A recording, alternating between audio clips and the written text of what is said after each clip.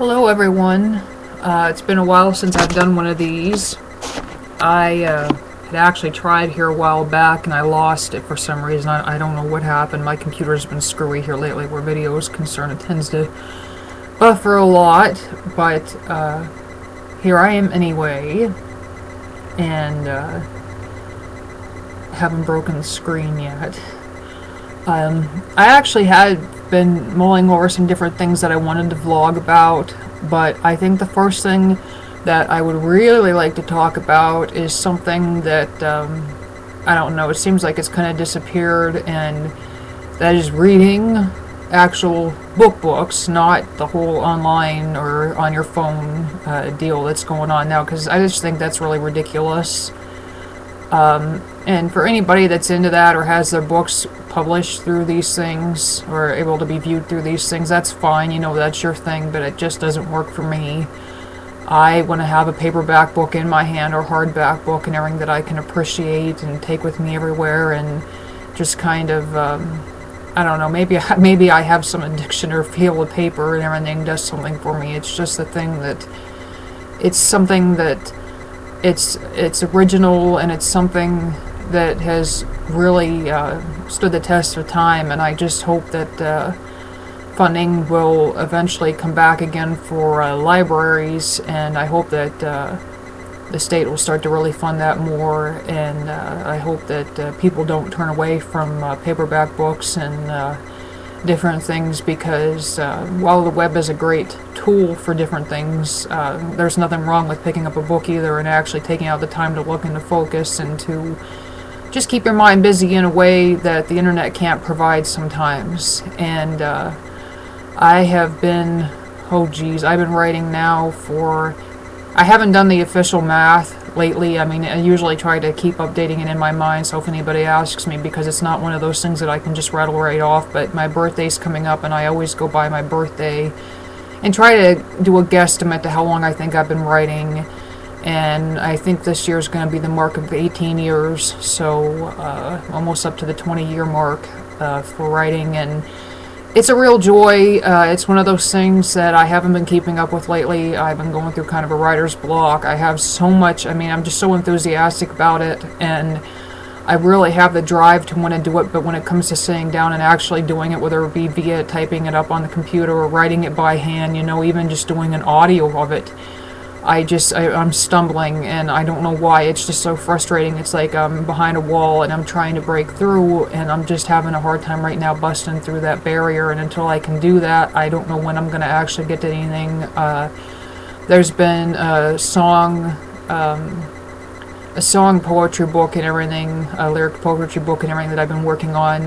It's, I think, a year or two old now. Has not seen the light yet. It's still in the works. Have been kind of throwing that around. Got a lot of questions about that. Want to make sure that I'm doing it right. Want to make sure that it's perfect enough that people will be interested in it.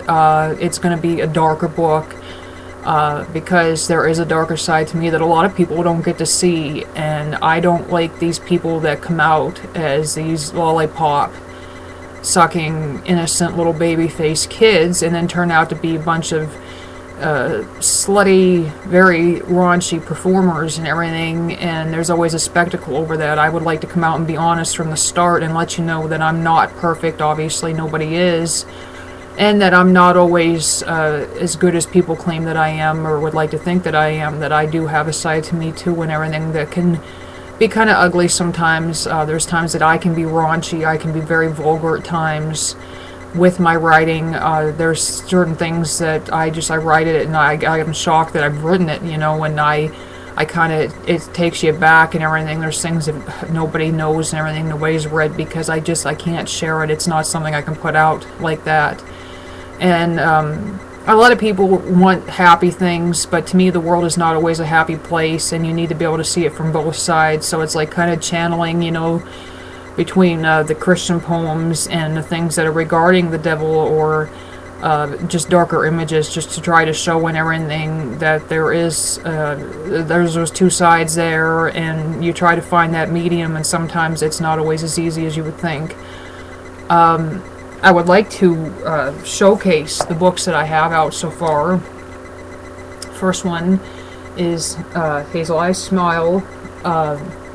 These books that I'm going to show you have all been self-published. I am the one, obviously, who wrote them. I did all the typing out and everything. I did all of my own editing. I had help with the second book. This book, though, I pretty much edited on my own, where spelling errors and such are concerned. When it came to putting the book together, my friend Janice Susie helped me out, and Janice is an author in her own right, and she's just really, really amazing, and I really have to acknowledge her.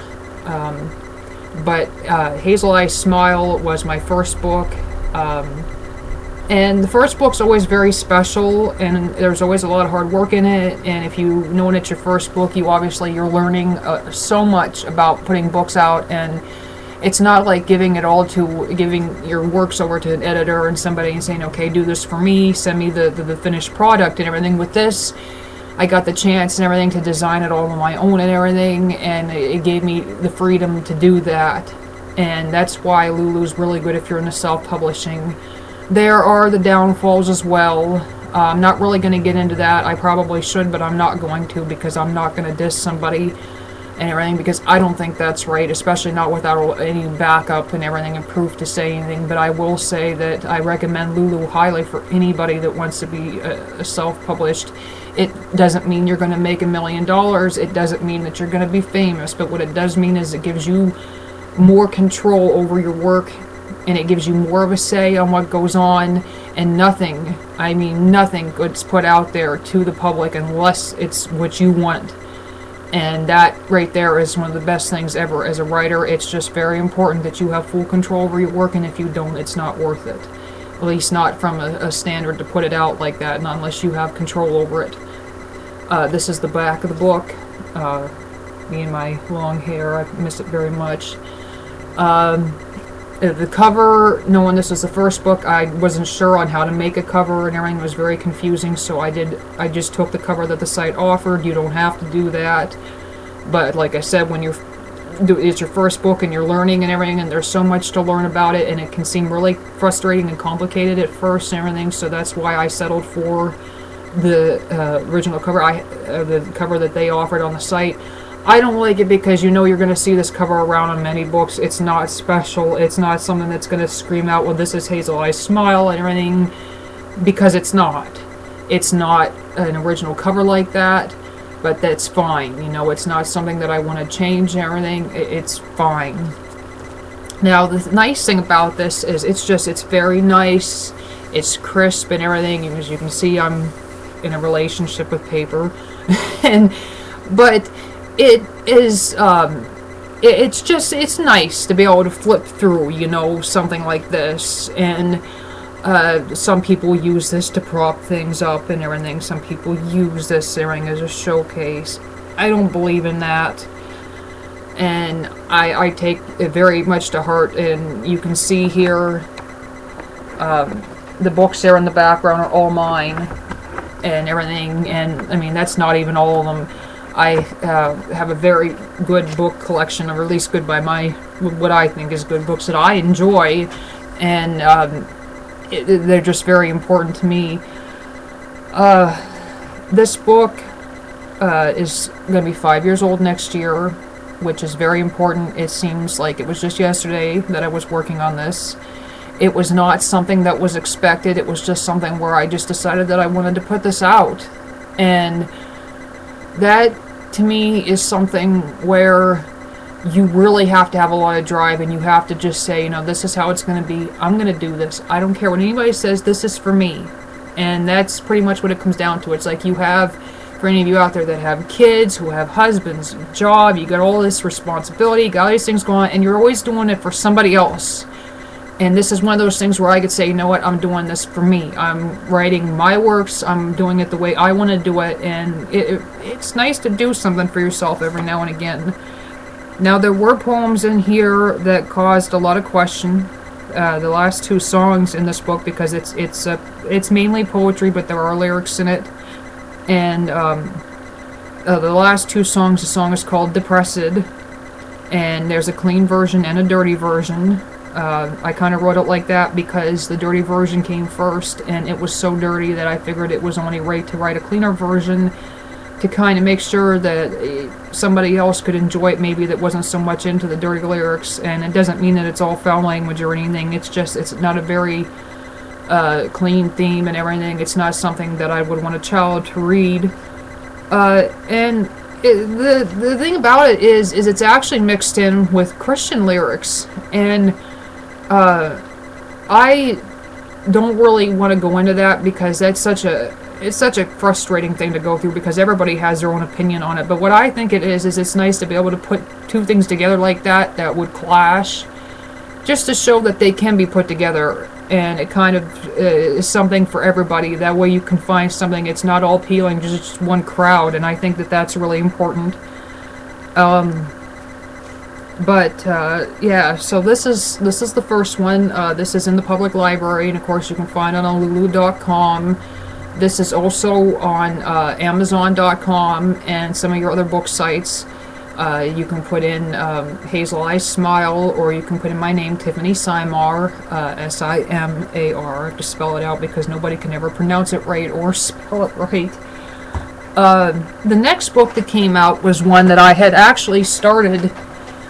Oh boy, I had started this book in 2000, and it took me 6 years to actually get the book, to get the story completed, to get it all typed up, to get the cover done. I had so many editors, and but in the end, you have Sarah's journey, and I have no general sense of direction and everything. This is Sarah's journey. And Sarah, of course, that's me on the cover and everything. No self issues or anything, I mean, really. And then, of course, the back gives a description of the storyline and everything. But I actually had a hard time with the editing because I'm really good at run-on sentences. And that is just a terrible issue. But I put a special note in here to the editors because the editors were amazing, and if it weren't for my editors, this book wouldn't be in the library, this book would not be featured online, this book would not be in existence. I mean, the story would be there, but the book wouldn't be in existence. And the editors for this book were Rosemary Schott and everything. Rose, I hope I'm pronouncing your name right. Rose was my 8th grade English teacher. She's a good friend of mine. And I love her to death, and she, being busy with teaching and all the other things that she does, because she really does so much, she squeezed in a couple of the chapters that she could look through and everything and edit for me, and then I did finally send her the rest of the book and everything, and she did really good with that. Her advice was really good, and coming from an English teacher's perspective, it's really hard to hand your work over to somebody like that for editing because you think, oh my god, I was in her class and this is going to show her what I learned when I was in the class, and am I applying that to this book? And she can see that even though I didn't do too bad in her class, it's just one of those things that I struggle with where I can put the story out there, but where the editing's concerned, it's just really hard and everything with that. The next person is Karen Demianovic.